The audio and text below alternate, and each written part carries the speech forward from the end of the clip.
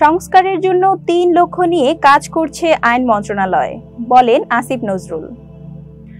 আইন উপদেষ্টা অধ্যাপক আসিফ নজরুল বলেছেন, সংস্কারের জন্য ৩টি লক্ষ্য নির্ধারণ করে কাজ করছে আইন মন্ত্রণালয়।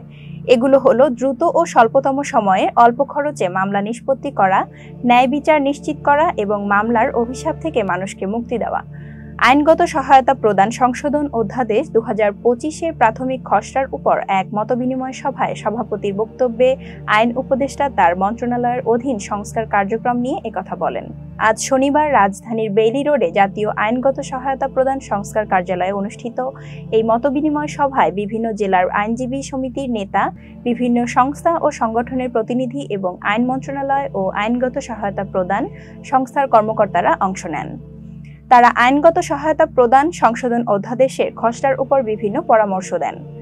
আইন মন্ত্রণালয়ের অধীন সংস্কার কার্যক্রমের কথা বলতে গিয়ে আইন উপদেষ্টা অধ্যাপক আসিফ নজরুল বলেন, আইন মন্ত্রণালয়ের পক্ষ থেকে সংস্কারের লক্ষ্যে ইতিমধ্যে অনেকগুলো কর্মসূচি নিতে পেরেছি। সংস্কার কার্যক্রমের ব্যাপারে আমাদের মন্ত্রণালয়ের পক্ষ থেকে ৩টি লক্ষ্য নির্ধারণ করেছি। একটি হচ্ছে দ্রুত ও স্বল্পতম সময়ে অল্প খরচে মামলা নিষ্পত্তি করা।